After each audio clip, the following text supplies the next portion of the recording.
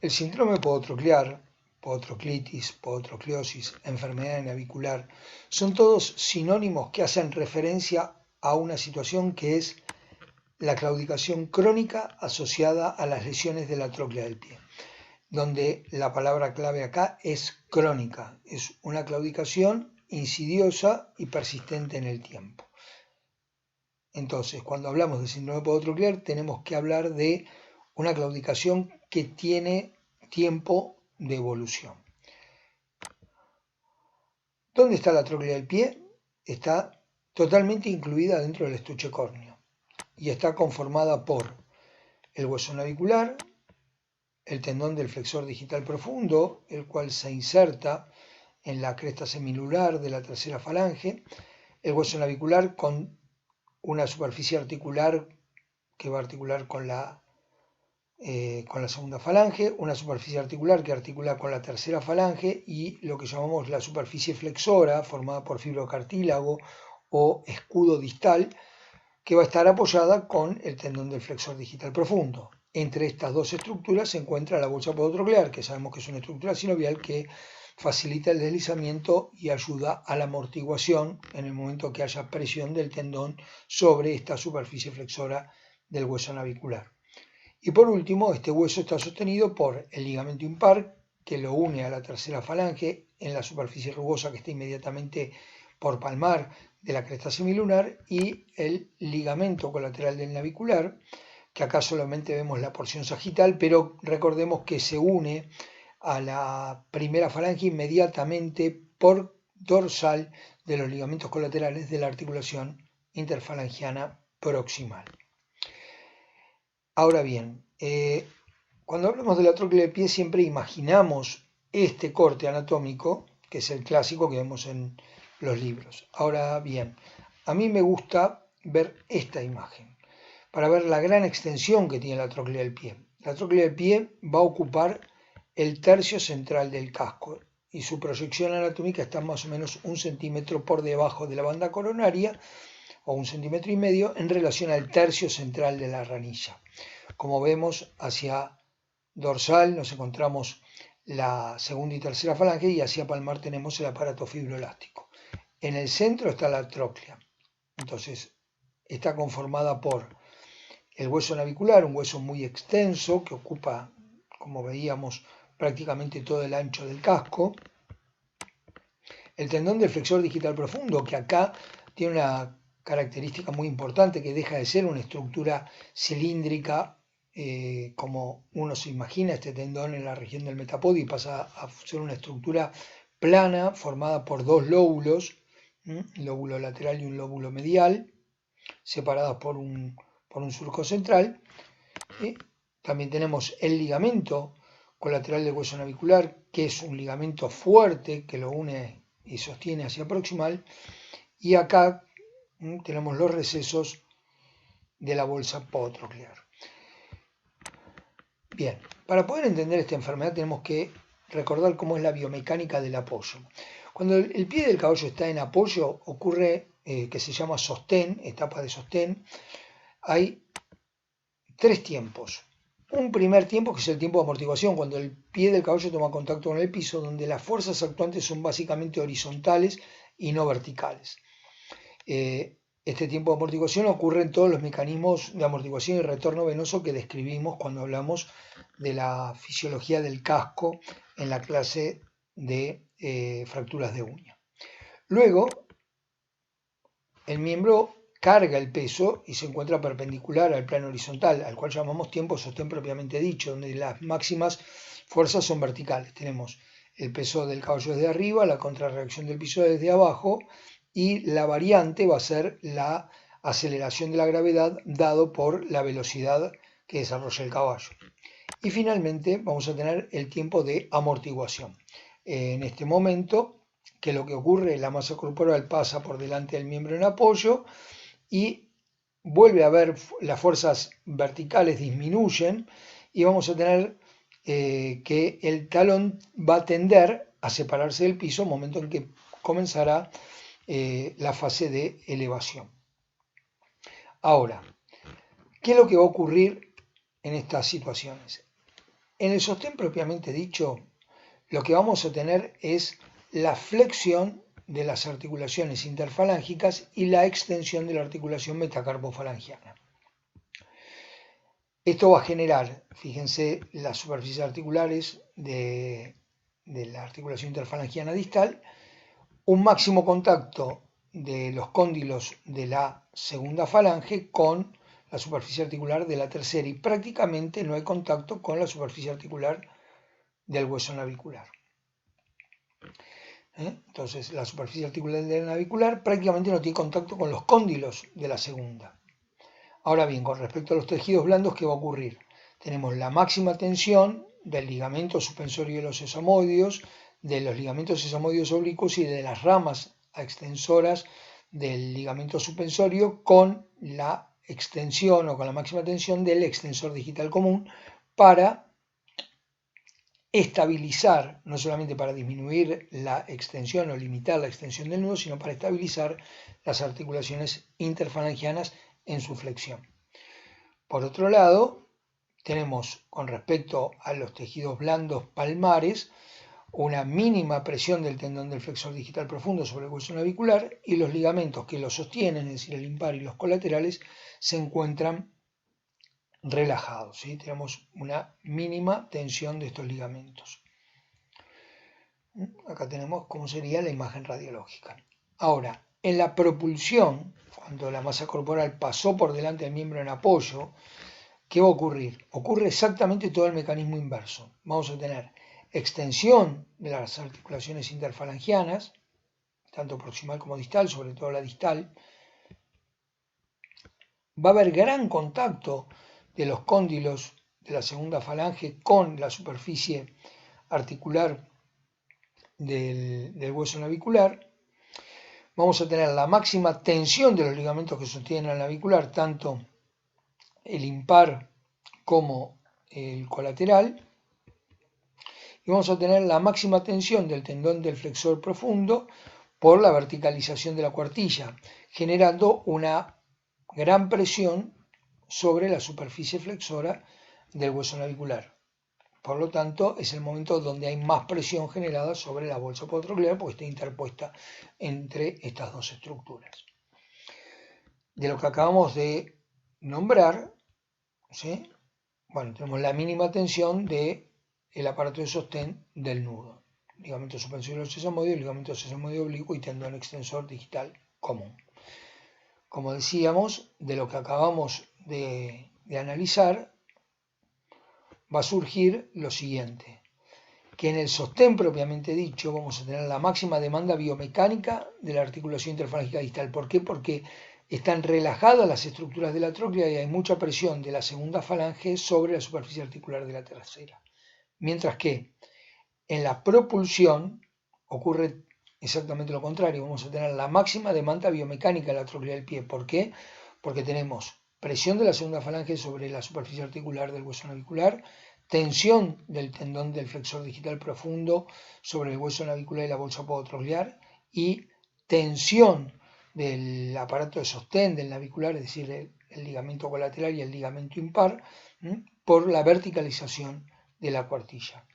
De esto se desprende, ¿sí?, que cuál es el momento que tenemos dolor articular en el sostén y cuál es el momento que podemos tener dolor de las estructuras de la tróclea en la propulsión. Entonces, esta es una enfermedad netamente biomecánica, ¿sí? Esta es una enfermedad donde las alteraciones biomecánicas en la tróclea son las que llevan al desarrollo de la misma. Entonces, si hablamos de la patogenia de esta enfermedad, hablamos de que es una enfermedad, como decíamos, biomecánica, donde cualquier desequilibrio de la conformación o de la biomecánica del dedo que genere movimientos en la tróclea para las cuales no esté capacitada para soportar la tensión o con la telemoción, van a desarrollarla, ¿sí? Entonces, es una enfermedad que va a generar cambios tanto estáticos como dinámicos, ¿sí? Ahí vemos que como causas, también puede estar causas vasculares, en algún momento hablaban de la trombosis de las arterias digitales que llevaba a aterosclerosis de las ramas del hueso navicular y por lo tanto esto desarrollaba la enfermedad por problemas de circulación en el hueso navicular. Esto cayó en desuso, esta teoría, porque no se pudo reproducir experimentalmente la enfermedad, aún ligando las arterias que irrigan el hueso navicular, ¿sí? Pero bueno, también en la fisiopatología general puede haber secundariamente trastornos vasculares en el hueso navicular. Bien, entonces, lo más importante a tener en cuenta es que es una enfermedad biomecánica. ¿Cuáles son los factores que la predisponen? Bueno, la edad generalmente se desarrolla en caballos adultos en entrenamiento. Esta es una enfermedad que podemos considerar que es una enfermedad laboral. ¿Por qué? Porque ocurre en caballos que hacen actividad física o deportiva. Es muy raro de ver en caballos a campo que no hacen ningún tipo de actividad que desarrollen esta enfermedad. ¿Sí? Entonces, el grupo etario donde generalmente diagnosticamos esta enfermedad es en caballos de 4 años en adelante, que es cuando tenemos animales en actividad deportiva. ¿Cuál es la raza más predispuesta? El caballo cuarto de milla y los criollos, porque tienen pies pequeños en relación al tamaño corporal grande y paredes verticales. Pero en los caballos que más diagnosticamos esta enfermedad es en los caballos de hípica, de salto, de adiestramiento o de equitación general. ¿Por qué? Porque en cualquiera de estos deportes se juntan dos factores. Uno, que hacen ejercicios con gran demanda de la propulsión, es decir, gran demanda biomecánica de la tróclea, por un lado. Y por otro lado, porque es la actividad deportiva, la hípica, ya sea salto como adiestramiento, donde los caballos empiezan a una edad promedio de 4 o 5 años y tienen una vida útil muy larga, retirándose más o menos a los 18 años. Es decir, fíjense la cantidad de años que estos caballos están en la actividad deportiva y por lo tanto la posibilidad de que estas estructuras sufran daños degenerativos crónicos es muy alta. Por otro lado tenemos la conformación. Sí, acá tenemos una lista de conformaciones que son cuartillas verticales, pinzas largas, talones bajos, talones arremetidos, eje podofalangiano desalineado tanto de perfil como de frente, pies pequeños, talones desparejos. No voy a hacer un análisis de cada una, pero todas estas conformaciones van a generar alteraciones que predispongan a una mayor tensión, tracción o volateromoción en la tróclea del pie y en consecuencia son conformaciones que se relacionan fácilmente con la ocurrencia de esta enfermedad. Para poder hacer el diagnóstico es una enfermedad donde es muy importante la historia y la anamnesis y vamos entonces a requerir una historia correcta, una buena evaluación de los signos clínicos, un buen protocolo de anestesias diagnósticas y finalmente el uso de métodos complementarios.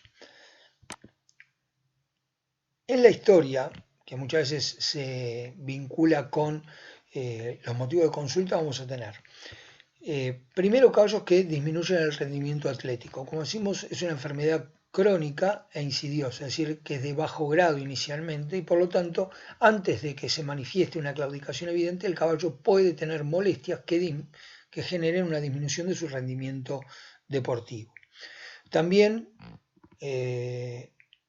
como dato importante, tenemos que se niegan a hacer determinados ejercicios, rigidez, tropiezos frecuentes. Esto es común de que sea motivo de consulta, que el caballo en frío da pasos cortos, ¿sí? Y tiende a tropezar.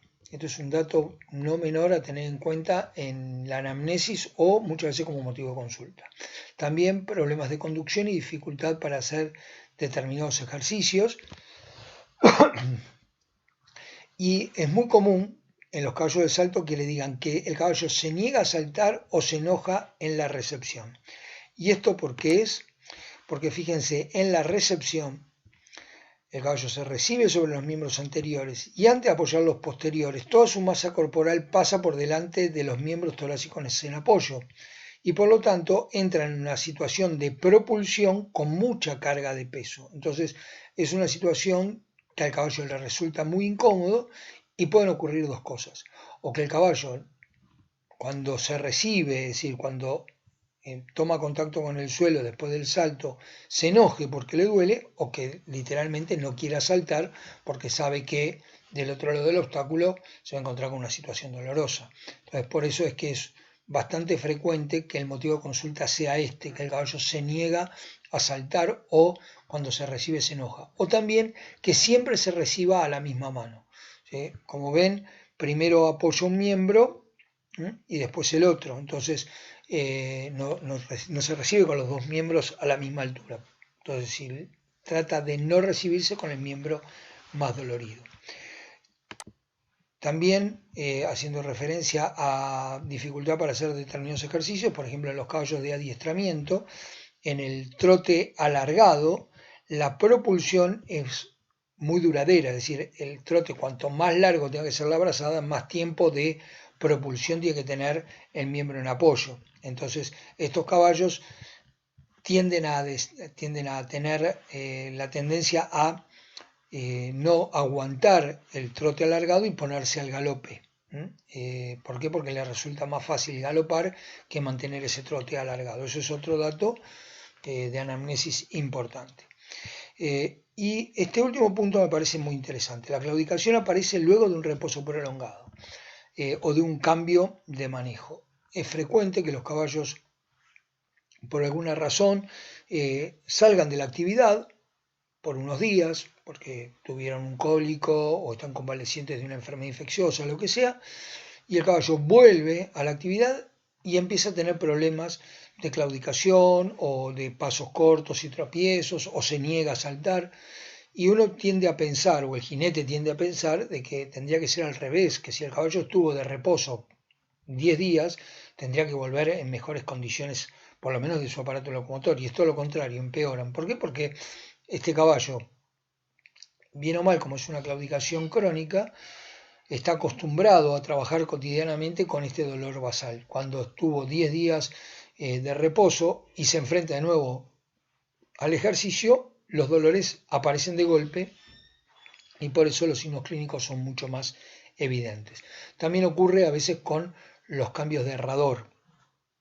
El caballo siempre cerrado por el mismo herrador y por alguna razón lo cambiamos, porque podemos considerar que hay uno mejor o porque cambiaron al caballo de establecimiento y entonces cambian de herrador. Y como es una actividad que requiere mucho de la habilidad manual, a lo mejor el nuevo herrador hizo un pequeño cambio, pero que al cual el caballo no estaba adaptado y en consecuencia aparece la claudicación. ¿Sí? Así que esto es un dato no menor a tener en cuenta cuando tengamos cambios de manejo, ¿sí? Por alguna razón. Una vez hecha la anamnesis, vamos a pasar obviamente a una inspección estática. ¿Qué vamos a encontrar? Los caballos que tienen dolor en la tróclea del pie, es decir, en su aspecto posterior del pie, van a tender a no cargar peso en la parte posterior, es decir, no cargar peso en los talones. Entonces va a haber una actitud postural que es muy común de ver, que es esta: apoyo en pinzas por delante del miembro opuesto en apoyo, es decir, pone la mano ligeramente por delante y no quiere cargar los talones. Fíjense que este nudo está más alto que este y este carpo está ligeramente en una mínima flexión, una mínima semiflexión comparado con el opuesto. Esto porque no está cargando totalmente el peso en este miembro.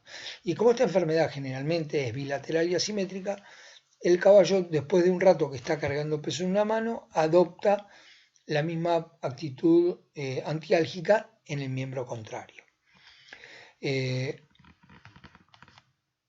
Otro dato que ya nos indica una cierta cronicidad es el estrechamiento del miembro más afectado. Fíjense estos dos pies, este pie es más ancho que este es un pie tubular, donde el diámetro coronario es muy parecido al diámetro periplantar.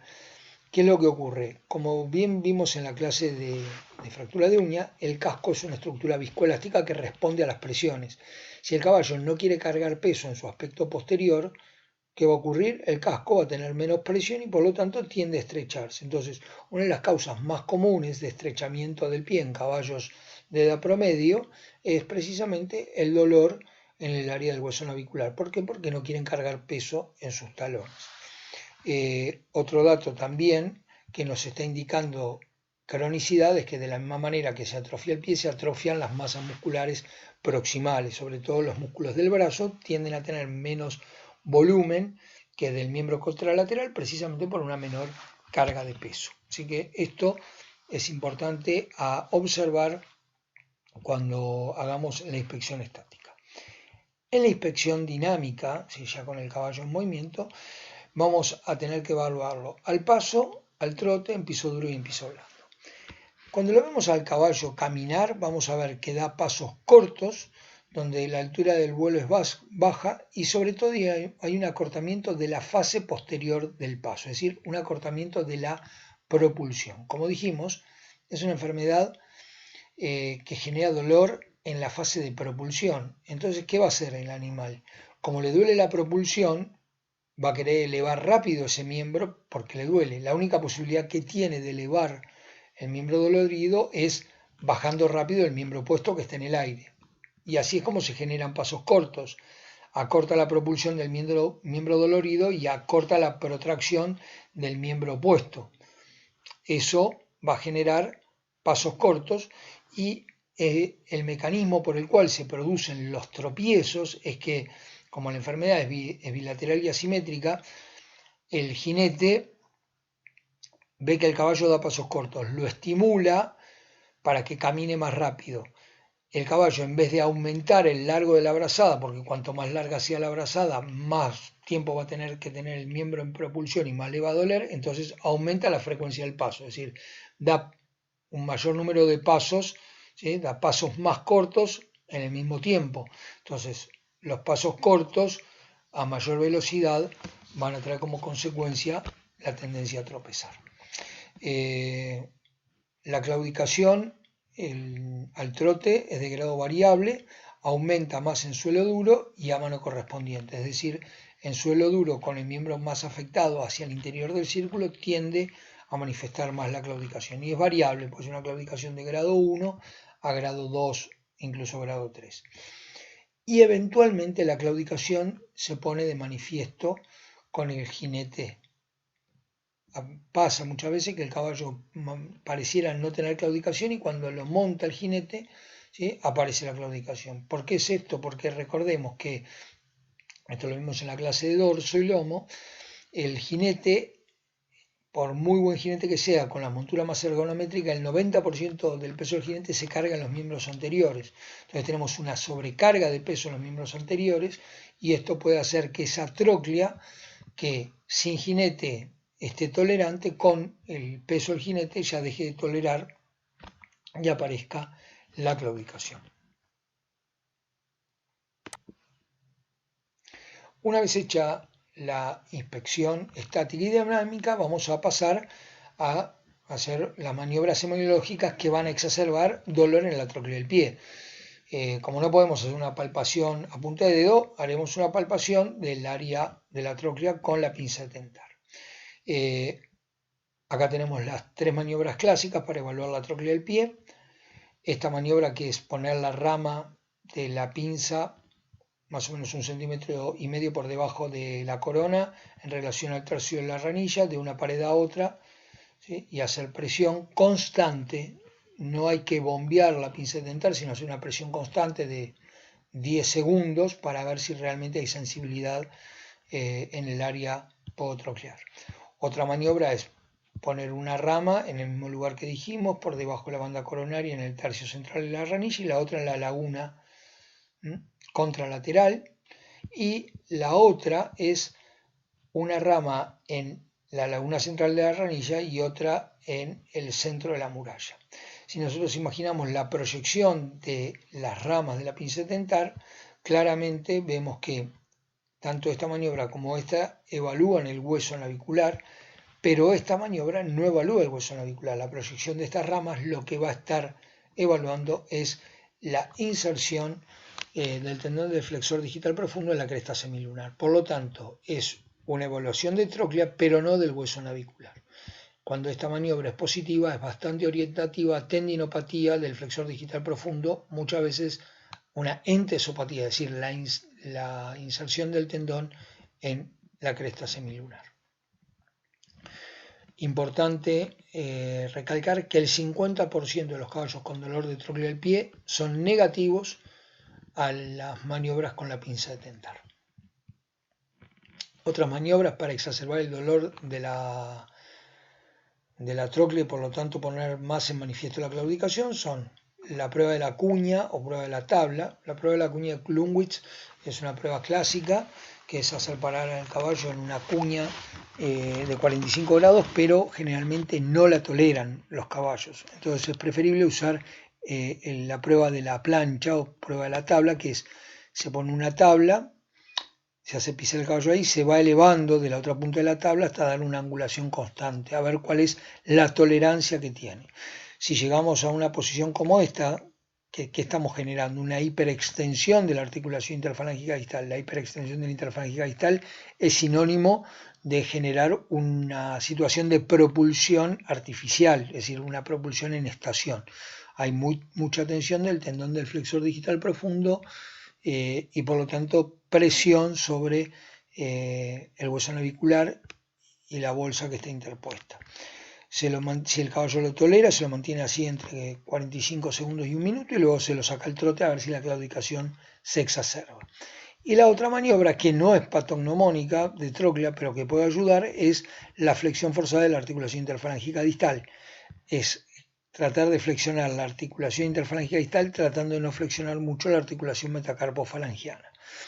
El fundamento de esta maniobra es que al hacer la flexión forzada, el líquido sinovial que está en la articulación interfalángica distal penetra en las fosetas sinoviales del hueso navicular, aumenta la presión en el hueso esponjoso a través de las fosetas sinoviales y esta presión generaría dolor. Es decir, es una prueba indirecta. Si da positiva, no se asocia 100% a hueso navicular. También se puede asociar a problemas de la articulación interfalángica distal. Pero si tenemos un caballo con acortamiento de la propulsión, con una claudicación más marcada a mano correspondiente en suelo duro, con pasos cortos, y encima tenemos esta maniobra positiva, bueno, es bastante orientativo a que esté sufriendo la enfermedad. Una vez hecha entonces esta revisación semiológica, podemos recurrir a las anestesias diagnósticas. Para esto tenemos las anestesias tronculares y las anestesias intrasinoviales. Las tronculares de elección son la anestesia digital a nivel de los cartílagos ungulares. Esta anestesia hay que hacerla lo más distal posible y con el menor volumen posible. Lo ideal es que para un caballo chico es entre 1 mililitro y 1,5 mililitros de anestésico local, y para un caballo grande no más de 2 mililitros para bloquear estos nervios. Si recordemos que los nervios digitales palmares son pares y que van a el último punto de abordaje es inmediatamente en la cara axial del cartílago alar. Esta anestesia, si la claudicación cede, es bastante orientativa sumado a todos los signos clínicos que antes hablamos. Si juntamos una anestesia positiva a este nivel con una historia, una anamnesis y los signos clínicos característicos de enfermedad navicular, es muy probable que la enfermedad sea esa, pero no es específica de tróclea del pie. Recordemos que van a estar involucrando todo el aspecto posterior del pie, donde van a quedar incluidos los procesos palmares de la tercera falange, el aparato fibroelástico, la almohadilla digital, los cartílagos ungulares, hasta el corion de la ranilla. Así que, si bien es muy orientativa, no es confirmatoria. Ahora, si esta anestesia da negativa, tampoco podemos descartar la enfermedad. ¿Por qué? Porque puede haber una rama nerviosa que surja un poquito más proximal a inervar alguna de las estructuras de la tróclea y de todas maneras el caballo va a seguir claudicando. Podemos hacer un punto más proximal, que se encuentra una anestesia digital alta, es decir, inmediatamente por debajo de la base de los sesamoides, más o menos en el tercio proximal de la primera falange. Los caballos con enfermedad navicular bloquean 100% con esta anestesia, pero ¿qué pasa? Tenemos muchas estructuras involucradas porque estamos bloqueando desde el punto de inyección todo hacia distal, tanto el aspecto palmar como dorsal. Es decir, con esta anestesia estamos involucrando no solamente la tróclea, sino también la articulación interfalángica distal, la articulación interfalángica proximal y todas las estructuras blandas palmares, tendón flexor digital profundo, inserciones del flexor digital superficial, bolsa podotroclear. Así que esta anestesia es muy efectiva, pero poco específica para el diagnóstico de la enfermedad navicular. También podemos recurrir a la anestesia de la articulación interfalángica distal. Esta anestesia es una anestesia muy efectiva, siempre y cuando hagamos un protocolo prolijo. Se llama el protocolo de los 6 minutos, se inyectan 6 mililitros de anestésico local intraarticular y se evalúa a los 6, a los 12 y a los 18 minutos. Es decir, cada 6 minutos hacemos una evaluación. Se considera que si a los 6 minutos la claudicación mejora, se asocia a problemas articulares.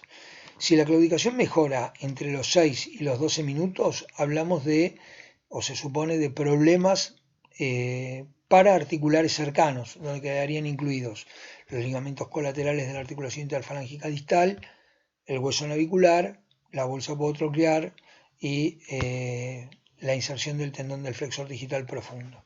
Y si mejora, después de los 12 minutos ya se habla de estructuras paraarticulares lejanas, incluyendo hasta el corión de la suela, así que pierde especificidad. Entonces, cuando tenemos una enfermedad navicular, la mejoría tendría que estar entre los 6 y los 12 minutos. Por lo tanto, tampoco es una anestesia 100% específica. Aparte, no bloquea estructuras de la tróclea como el ligamento suspensorio del navicular y gran parte del tendón del flexor digital profundo. Otra anestesia es la anestesia de la bolsa podotroclear. Esta anestesia, si es positiva, si el caballo deja de claudicar, es 100% diagnóstica de la enfermedad navicular, porque vamos a estar bloqueando la bolsa, la superficie flexora del hueso navicular, el tendón del flexor digital profundo a ese nivel y gran parte del ligamento, o casi seguro el ligamento impar. Ahora, si la anestesia es negativa, no podemos descartar la enfermedad. ¿Por qué? Porque no queda incluido ni el hueso navicular, ni el tendón del flexor digital profundo en toda su extensión, ni los ligamentos colaterales del navicular. Por lo tanto, es una anestesia que también tiene que ser tomada con pinzas, porque si es positiva confirma, pero si es negativa no descarta la enfermedad.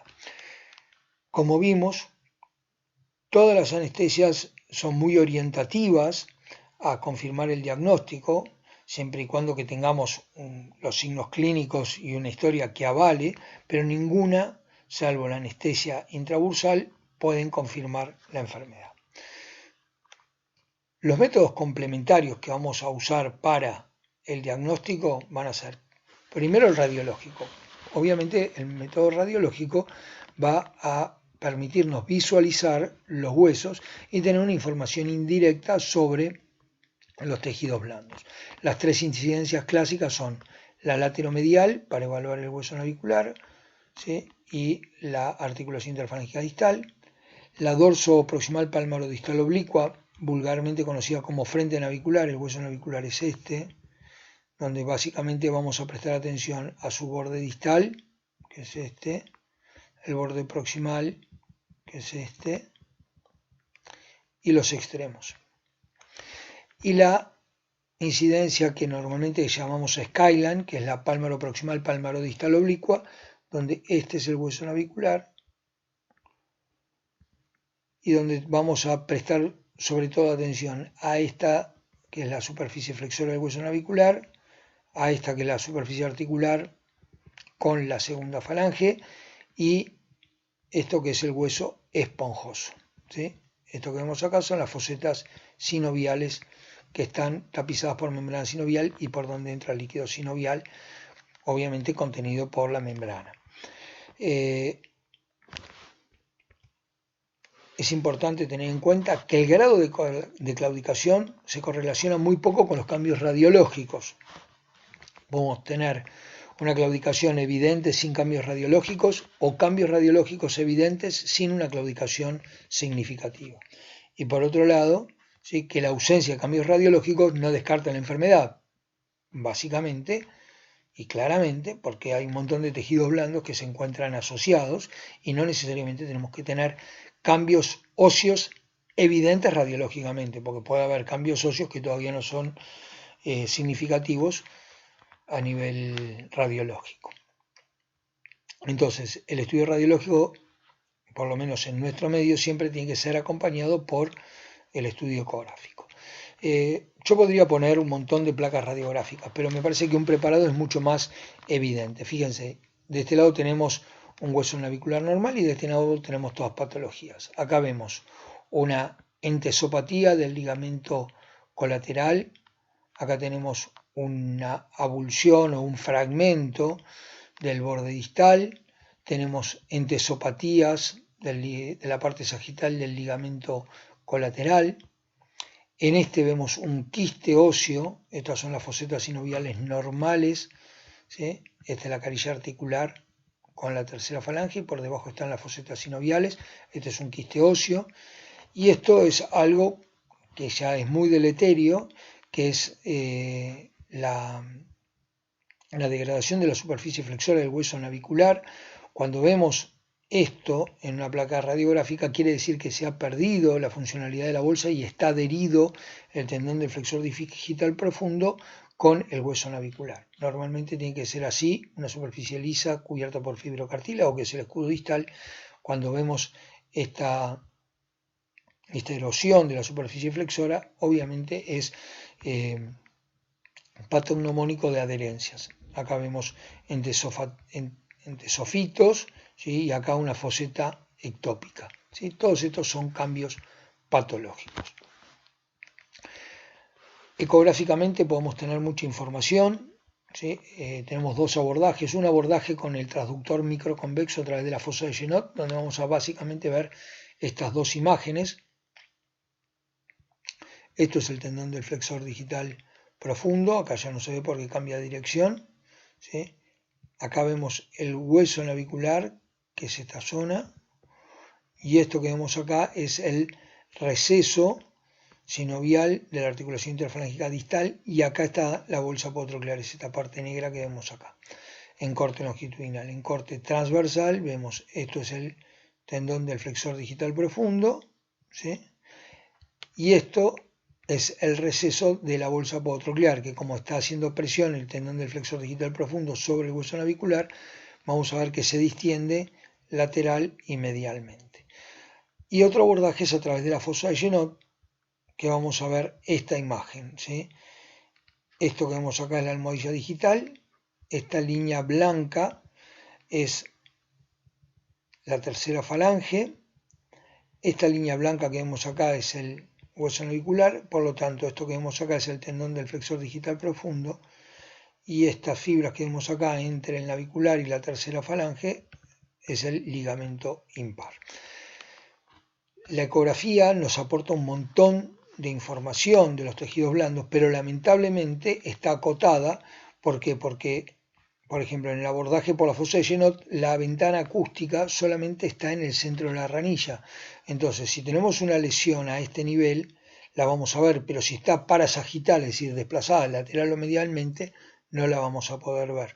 Entonces, es muy útil, pero nos quedamos con zonas de la tróclea del pie sin poder evaluar. Y por último tenemos la posibilidad de hacer una resonancia magnética. En este momento ya por suerte contamos con un resonador en Argentina que está empezando a funcionar y nos permite llegar al diagnóstico de certeza, ¿sí? Como por ejemplo acá vemos, esto es líquido en la bolsa podotroclear, ¿sí? Este es el tendón del flexor digital profundo, y en este otro caso vemos, ¿sí?, el líquido en otro corte, vemos este mismo líquido, este aumento de líquido en la bolsa podotroclear aquí, ¿sí? Esto es una bursitis podotroclear muy importante. Todavía no tenemos mucha casuística en nuestro país porque recién está en funcionamiento el resonador, pero es la tendencia internacional. El gran problema que tenemos es que la resonancia, y esto pasa a nivel mundial, nos permite ver tantas cosas que muchas veces hay sobrediagnósticos, ¿sí?, de la problemática. Bien, hasta acá vimos todas las posibilidades del diagnóstico. Muy importante, a mi criterio, la inspección dinámica, la anamnesis y un buen protocolo de anestesias.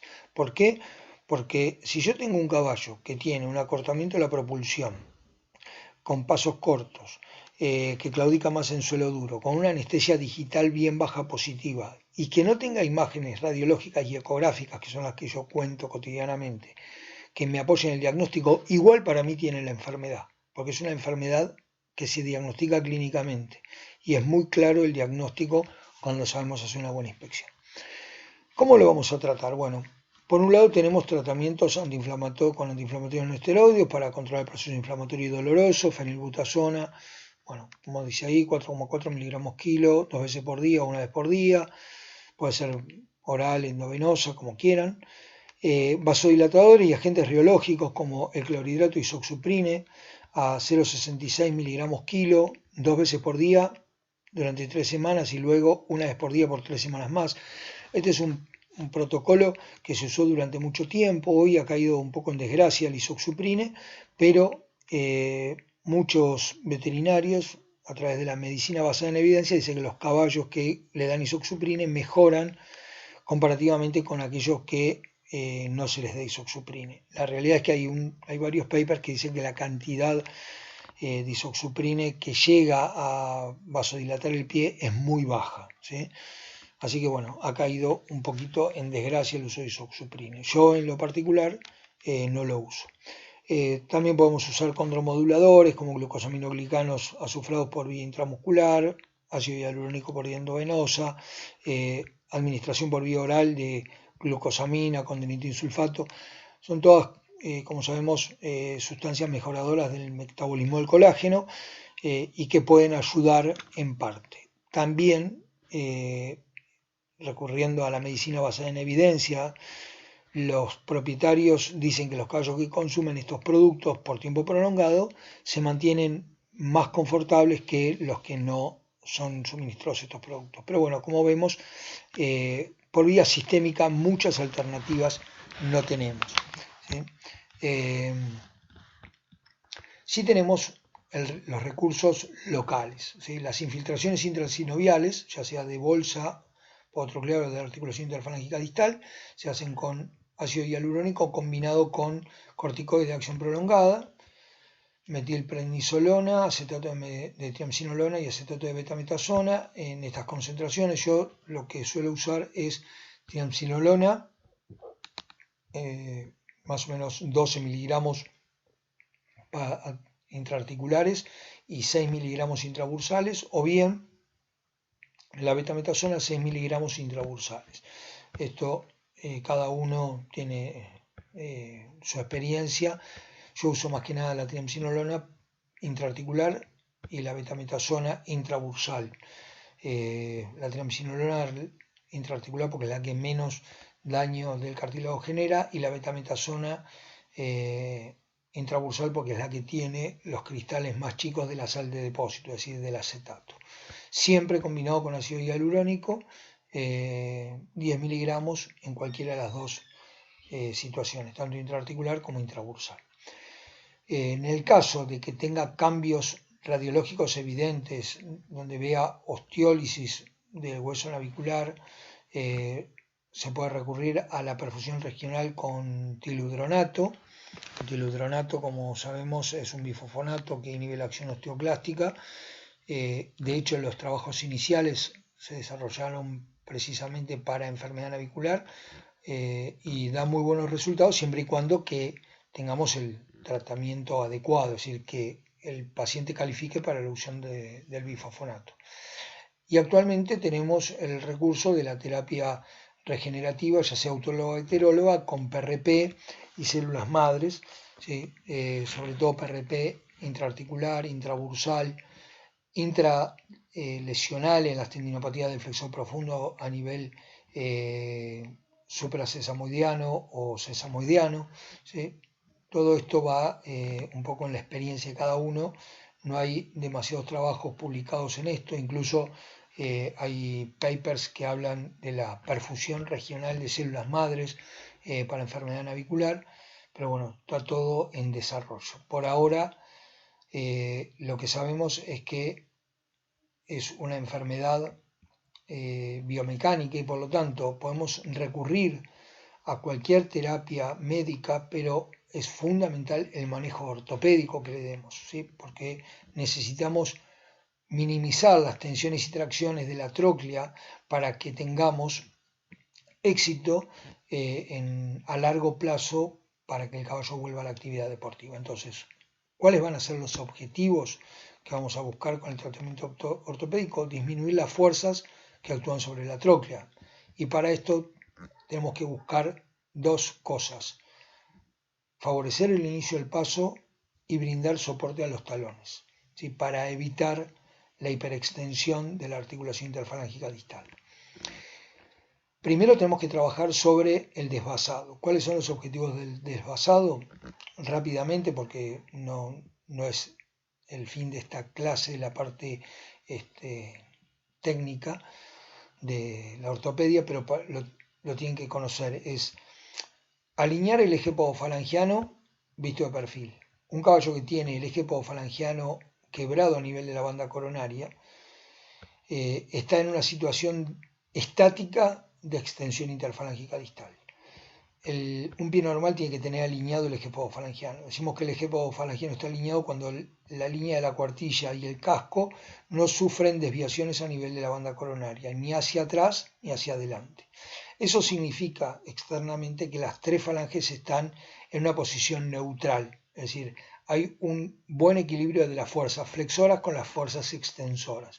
Entonces, si están en equilibrio las fuerzas flexoras con extensoras, el gasto energético es cero, ¿sí? En esta situación tenemos una hiperextensión de interfalángica distal, donde ya vamos a tener un mayor gasto energético para la estación, por un lado, y por otro lado, vamos a tener una mayor tensión del flexor digital profundo. Si este caballo está parado normalmente y es como que estuviera ligeramente en propulsión, como para que les quede clara la idea. Alinear el eje podofalangiano de frente, ¿sí? Es esta línea que tiene que dividir la cuartilla del casco en dos mitades iguales. Si está desviada lateral o medialmente, obviamente va a haber tensiones de un lado y compresiones del otro que van a estar perjudicando a la articulación interfalangial distal y a la tróclea del pie, que es de lo que estamos hablando en este momento. Entonces, alinear también el eje podofalangiano en el aspecto frontal. Tratar de llevar el eje de carga de peso lo más cerca al bulbo de los talones. Para que el sostén sea eficiente, necesitamos que el eje de la caña coincida con el bulbo de los talones, ¿sí? Entonces hay que recortar no solamente el casco y aplomarlo de tal manera no solamente que el eje podofalangiano esté alineado, sino que el eje de carga de peso coincida por lo menos con el bulbo de los talones para que no haya un predominio de las fuerzas flexoras. Restablecer el equilibrio dorso-palmar y lateromedial es tratar de imaginar el casco como, sobre todo de los miembros anteriores, como si fuera un círculo. Entonces la distancia que hay 1 centímetro por detrás del vértice de la ranilla, que es el centro geométrico de presión del casco, tiene que ser la misma distancia al borde periplantar en pinza que al apoyo de los talones en el aspecto dorso-palmar, y la misma distancia a la pared lateral que a la pared medial en el aspecto transversal. Incluso lo que buscamos es acortar la distancia de este punto, de este centro geométrico de presión, al borde periplantar, ¿sí? ¿Por qué? Porque toda la distancia que haya desde este punto al borde periplantar hacia dorsal es la resistencia mecánica que va a tener el pie para iniciar el paso. Entonces, cuanto más corto sea esto, más fácil inicia el paso. Cuanto más fácil inicia el paso, menos tensión del tendón del flexor profundo va a haber para precisamente despegar el pie del piso, y por lo tanto menos esfuerzo va a haber de la tróclea durante la propulsión. Después pasamos al herraje. ¿Cuáles van a ser los objetivos del herraje? Primero, favorecer el inicio del paso, ¿sí? Que el inicio del paso es el punto de despegue, es el último punto que tiene el pie en contacto con el piso, ¿sí? Y el despegue va a ser el tiempo que va desde que el talón se despega del piso hasta que el pie está en el aire. Ese momento de despegue tiene que estar favorecido porque en ese momento tenemos un pico de tensión del tendón del flexor distal profundo sobre el hueso navicular. Entonces tenemos que hacer que el pie salga rápido, ¿sí? Y que la tensión esté disminuida, tratando de alguna manera de favorecer el despegue. Por un lado, hablamos de acortar la distancia del centro geométrico de presión y por otro lado vamos a ver cómo artificialmente lo podemos hacer a través del herraje. Dar un adecuado soporte a los talones. Esto es importante y a través de distintos artificios vamos a hacer que el talón esté soportado. ¿Para qué? Para que al penetrar menos en el terreno vamos a tener un tiempo de propulsión más corto. Favorecer que el pie pise en un tiempo para evitar las tensiones en la colateromoción, es decir, que todo el contorno del pie apoye simultáneamente en el piso, no que lo haga primero de un lado y después de otro, es decir, favorecer una pisada en un tiempo o eventualmente una pisada en dos tiempos talón-pinza, es decir, que el primero apoye el talón y luego la pinza. Los mecanismos de amortiguación no se van a ver afectados, ni tampoco vamos a tener alteraciones de colateromoción en las articulaciones interfalángicas distales. Importante entonces que no haya una pisada transversal, primero de un lado y después del otro. Y por último podemos proteger el área dolorosa con plantillas y siliconas para que el caballo se vea más amortiguado. Bien, entonces vamos a ir a los herrajes. Dijimos que lo primero que teníamos que hacer es facilitar el despegue. Acá tenemos 3 modelos de herraduras distintas que tienen algo en común, que es precisamente que el despegue va a estar retrasado. Fíjense, acá termina el apoyo del casco, pero la herradura su último punto de apoyo está acá. Es decir, que estamos retrasando el punto de despegue a este punto. Lo mismo ocurre acá. Acá tenemos el borde del borde periplantar del casco, pero el punto de despegue está acá. Esta herradura, acá tenemos el borde del casco y el despegue está en este punto, ¿sí? Lo mismo ocurre en esta. Y esto, que es una costura francesa, ¿sí? Está literalmente en la punta de la herradura curvada hacia arriba. Todo esto va a hacer que literalmente el pie le sea fácil rolar, es decir, que ruede hacia adelante. Entonces, esta es una herradura que se llama de pinza truncada y retrasada. Esto es una herradura de balance natural y esta es una herradura con costura francesa. Todos son artificios ortopédicos para favorecer la salida del paso. ¿Por qué es importante favorecer la salida del paso? El caballo inicia el paso con su tercera falange, no con el casco. Siempre lo explico de la misma manera. Cuando nosotros caminamos, el inicio del paso lo hacemos con la punta del dedo gordo del pie. Todo lo que haya de la punta del dedo hacia adelante es resistencia mecánica al inicio del paso. Entonces, si nosotros caminamos descalzos, es claro que vamos a iniciar con la punta del dedo gordo. Y si tenemos una pata de rana o un zapato de payaso, también lo hacemos con el dedo gordo. Pero ¿qué pasa? Nos va a costar más porque todo lo que haya por delante va a ser una resistencia mecánica a que podamos despegar el pie del piso. Lo mismo pasa con el casco del caballo. El punto de despegue es la proyección de la cara dorsal de la tercera falange, que está acá. Todo lo que haya de acá para adelante, ya sea casco o herradura, es resistencia mecánica al inicio del paso. Por eso es que nosotros con estas herraduras estamos retrasando el inicio del paso a este punto, o a este punto, o acá atrás, ¿sí? Entonces, una manera de saber cuál es el punto de inicio del paso es hacer una guía radiológica, tomar como referencia externa el vértice de la ranilla, que es lo que en la flecha roja me está marcando el vértice de la ranilla, y usar un factor de corrección para saber dónde tiene que estar el despegue. En forma estadística, el factor de corrección es 0,4 o 0,7 centímetros por delante de la proyección perpendicular de donde termina la tercera falange. En forma práctica, en un caballo de tamaño mediano, tipo un criollo, un árabe, este punto de despegue, este punto amarillo de despegue está aproximadamente 1 centímetro por delante del vértice de la ranilla o 0,8 milímetros por delante del vértice de la ranilla, y en un caballo de tamaño grande está 1,5 centímetros por delante del vértice de la ranilla, ¿sí? Pero bueno, lo importante es que sepan que se puede hacer una guía radiológica para tomar decisiones de dónde está el punto de despegue, sobre todo cuando tenemos que tomar decisiones sobre caballos que tienen que estar funcionando al 100% de sus posibilidades, y más hoy en día que contamos con la radiología digital, que es muy fácil hacer un seguimiento radiológico del desvasado y es muy útil para ver los cambios que generamos no solamente en el punto de despegue, sino en todas las estructuras que componen el dedo. Bien, el otro punto era dar soporte a los talones, y para eso usamos herraduras que aumenten la superficie de apoyo y que lo estabilicen al casco.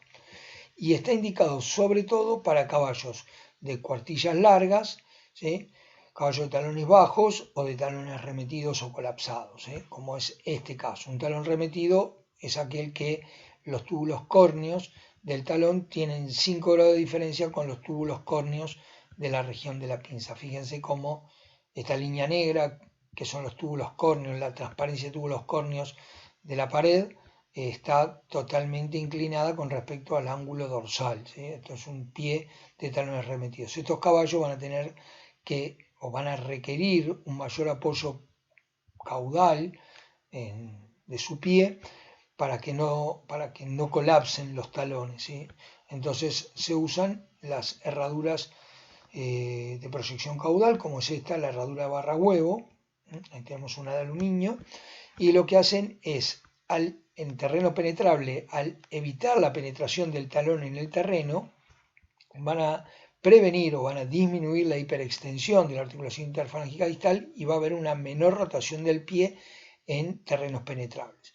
Lo que generan estas herraduras, dando una contención en la penetración en el terreno, es una mayor extensión del nudo, es decir, el nudo desciende más, y van a generar una mayor flexión de interfalángicas, pero van a disminuir la hiperextensión durante la propulsión. Por eso es que se utilizan estas cerraduras en síndrome potroliar. Y en estática, estas cerraduras van a redistribuir las presiones. El problema que tenemos en estos caballos de talones remetidos es que le dan mucho confort, pero van a perpetuar el fenómeno de colapso de los talones, es decir, van a aumentar el riesgo de talones remetidos. Así que esta es una herradura que estamos tratando de no utilizarla, porque si bien da confort inicialmente, nos va a perpetuar el problema de los talones remetidos. Entonces, lo que usamos con el mismo objetivo son estas dos, ¿sí? Esta es la herradura de cebollas, que como ven tienen bien anchos los talones y tienen más fina la zona de pinzas y cuartas partes. Es más fina porque tienen este biselado acá que se llama concave, que lo que va a hacer esta herradura es, cuando el caballo entra en propulsión, es decir, el sostén hace que el pie apoye completo. Cuando entra en propulsión, los talones no penetran y rápidamente va a penetrar la pinza porque es fina la herradura en esta zona. Entonces actúa como un balancín, no solamente disminuyendo la hiperextensión, sino favoreciendo el inicio del paso sin necesidad de tener una ajustura francesa. Y si no, tenemos la herradura de barra, una buena herradura de barra con un buen soporte posterior y un buen rolamiento, ¿sí?, en pinzas, cumplen exactamente la misma función. ¿Sí? Previenen la hiperextensión de la interfalángica distal y la rotación del pie en terrenos penetrables. Estas son las dos herraduras de preferencia y es importante tener en cuenta en qué tipo de terreno trabaja el caballo. Si es un caballo que trabaja en terreno penetrable, es decir, arena o una cancha de césped, como un césped Tifton que tiene también arena abajo, bueno, son herraduras que son funcionales, pero un caballo, por ejemplo, un caballo que varía en una pista muy dura o en una cancha de césped que es de tierra, estas herraduras no cumplen la función. Entonces estaría más indicado recurrir a una herradura que facilite el despegue más que a una herradura que evite la penetración de los talones en el terreno. ¿sí? Entonces recuerden que no solamente es repetir una receta de cocina de la herradura, sino tener siempre muy en cuenta en qué tipo de terreno trabaja el caballo para poder elegir el herraje más adecuado. En esta no solamente tenemos la herradura de barra, sino que también tenemos esta red que está sosteniendo la silicona de densidad intermedia para dar amortiguación. ¿sí? Así es como se vería esta herradura en la cara superior en contacto con el casco. Tiene que tener este set out, se llama, o rebaje en la zona de la barra para dar espacio a la ranilla y que no la colapse. A mi elección, esta es la primera herradura de elección que tengo para enfermedad del navicular. Pero esto va en el gusto de cada veterinario y en cada caso en particular. Pero recuerden, muy importante evaluar el tipo de terreno. Y después tenemos las herraduras de acción mixta que hacen las dos funciones, ¿sí? Facilitar el despegue y evitar la hiperextensión y la penetración del terreno, que son la herradura de barra huevo de pinza truncada, la herradura de barra huevo con justura francesa o bien la herradura napoleónica. Esta es una herradura muy cómoda porque lo que hace es dar mucho soporte posterior y facilitar el inicio del paso, liberando la presión en el aspecto dorsal. También se puede utilizar en caballos con infosura si no podemos hacer una herradura barra corazón. ¿sí? Entonces ya tiene un breakover, un despegue natural, porque no tenemos acá en dorsal, ¿sí? No tenemos herradura y tenemos un buen soporte posterior. Colocada queda así. Tal vez esta herradura esté un poco adelante, tendría que estar el despegue un poco más atrás, tendría que terminar acá la herradura, pero bueno, a los fines prácticos cumple su objetivo. No necesitamos una forja muy importante y cualquier herrador la puede estar colocando sin problema. Algunas consideraciones previas al herraje. Si el eje podofalangiano no está alineado, si no logramos alinearlo de frente y de perfil, hay que hacerlo con herraduras compensadas o con suplementos en forma de cuña. ¿sí? Se pueden poner taloneras o compensación lateral o medial. Lo importante es alinear el eje podofalangiano, tanto de frente como de perfil. Segundo, si es un caballo que no inicia el paso en el centro de la pinza, es decir, un caballo que tiene desviaciones hacia lateral o medial, ya sea valgo o varo, ¿sí? En vez de utilizar una herradura como una herradura de pinza truncada o una herradura de balance natural que obligan al pie a iniciar el paso en el centro de la pinza, utilizamos herraduras con movimiento completo, es decir, que generen un rolamiento en todo el contorno del casco. Y por último, elevar los talones es una medida que inicialmente se puede utilizar para relajar el tendón del flexor digital profundo y por lo tanto si lo relajamos va a haber menor dolor en la tróclea del pie. Por cada grado que elevamos los talones se relaja un 14% de la tensión del tendón del flexor digital profundo sobre el hueso navicular. Entonces es un muy buen recurso para aliviar el dolor inicial, pero si nosotros elevamos mucho los talones, ¿qué va a ocurrir? Va a tender a retraerse el tendón del flexor digital profundo, por un lado, y por otro lado, recordemos que elevar los talones es sinónimo de bajar el nudo, entonces hay que tener mucho cuidado en los casos que tienen lesiones del aparato de sostén del nudo, ya sea ligamento suspensorio o ligamentos sesamodios oblicuos. ¿Por qué? Porque los vamos a poner más tensión. Entonces solamente está indicado en caballos que no tengan lesiones de aparato suspensor del nudo por un lado y por otro lado como medida transitoria. ¿Sí? Acá tenemos una herradura elevada de talones, compensada, y esta es una herradura que se llama herradura de Bachet o Balancín, que cumple una doble función. ¿Sí? Una es en estación, mantiene los talones elevados y de esa manera relaja el tendón del flexor profundo, no hay presión porque actúa como falseo de apoyo y mecánicamente cuando el caballo pisa rápidamente lleva en la propulsión básicamente rápidamente lleva el pie hacia dorsal y de esa manera acorta la tensión del profundo durante la propulsión.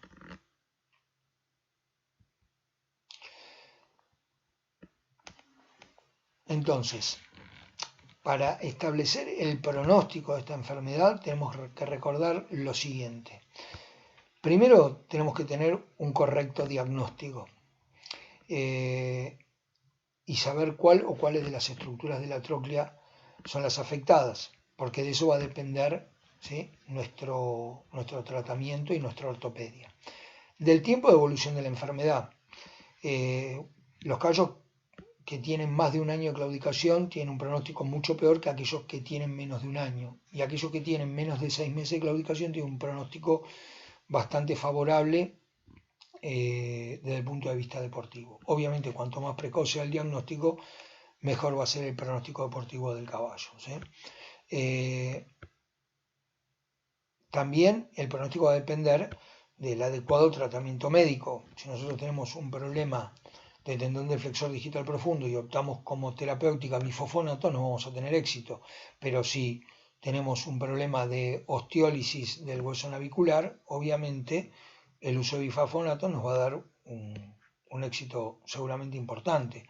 Entonces, recuerden que el adecuado tratamiento médico va a ir de la mano del correcto diagnóstico. El errado frecuente y adecuado para cada caso en particular es fundamental. Como hablamos, recuerden la importancia de evaluar la conformación y de evaluar el tipo de terreno en el cual trabaja el caballo. Y los dos puntos me parecen fundamentales. El primero es que el veterinario y el herrador se tienen que replantear el diagnóstico y el herraje permanentemente. Un excelente diagnóstico y un herraje que dio éxito en el día de hoy, si lo perpetuamos a lo largo del tiempo, va a traer muchas veces alguna falla, ¿sí? Primero porque como son problemas crónicos, hay una tendencia a pensar que el caballo siempre tiene lo mismo y puede aparecer claudicante por otra razón. Y por otro lado, recordemos que, sobre todo en la ortopedia, nada es gratis. Es decir, si nosotros disminuimos las tensiones en una estructura, se tiene que sobrecargar otra. Y en esta enfermedad, cuando relajamos las estructuras de la tróclea, sobrecargamos el aparato de sostén del nudo. Entonces, una herradura, por ejemplo, barra huevo, que hoy nos da un resultado excelente, si la dejamos unos 6-8 meses, lo más probable es que terminemos con una lesión de ligamento suspensorio en su origen o de los ligamentos sesamodios oblicuos. ¿Por qué? Porque estamos favoreciendo la extensión del nudo. Y por último, la adecuada rehabilitación física. Tenemos que concientizar al propietario que estos caballos necesitan ejercicio. Como vimos, el reposo no es adecuado porque tienden a empeorar, que necesitan una buena entrada en calor y fundamentalmente que necesitan un ejercicio equilibrado. En definitiva, al propietario tenemos que hacerle entender que con esto va a convivir, no le vamos a poder curar a su caballo, sino que va a tener que convivir. Y para eso vamos a tener que trabajar en equipo, tanto con el entrenador como con el herrador y sobre todo nosotros replanteando permanentemente nuestro diagnóstico. Mi tendencia es siempre tratar de volver a un herraje más normal, es decir, si usé una herradura de barra, la uso 2 ciclos de herraje y luego paso una herradura de cebollas, y la uso 2 ciclos de herraje y paso una herradura de justura francesa o de o de balance natural. Es decir, siempre trato de ir disminuyendo el costo biomecánico de otras estructuras, ¿sí? Y esto siempre tiene que estar consensuado con el propietario, ¿sí? ¿Por qué? Porque muchas veces un cambio de herraje puede ser una recaída en el cuadro clínico del paciente. Entonces siempre tiene que estar de acuerdo el propietario y decirle que es importante tratar de volver a un herraje más natural, entre comillas, por el costo que tenemos sobre otras estructuras. En definitiva, recordemos entonces que el síndrome podotroclear es una claudicación crónica que se asocia a lesiones de la tróclea y que generalmente son lesiones degenerativas y que por lo tanto tenemos que convivir con ellas en el tiempo y manejarlas durante la vida deportiva del caballo.